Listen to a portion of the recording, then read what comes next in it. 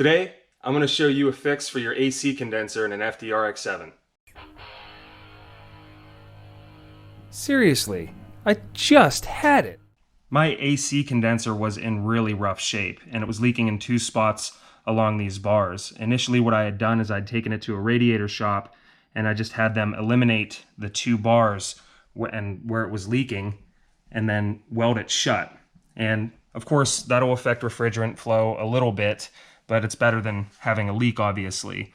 When I went to pressure test it, it sprung another leak in another bar, and I just decided it would be better to get a better used one. And so that's what I did. I found this online from someone doing an AC delete, but the problem was the fittings were different. The FD RX-7 came with two different style of AC condensers. There was the Denso and then there was the Mana system, and the difference between the two are in the fittings mainly. Everything else is the same.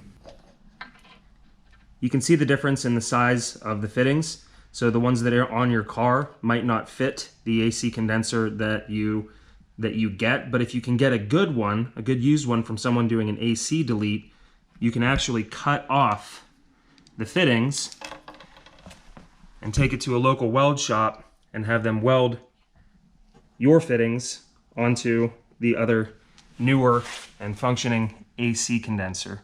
Right, I'm gonna get this guy installed, get everything hooked up and charge the system, and hopefully we're good to go. Thanks for watching. Don't forget to like and subscribe. We'll see you in the next one.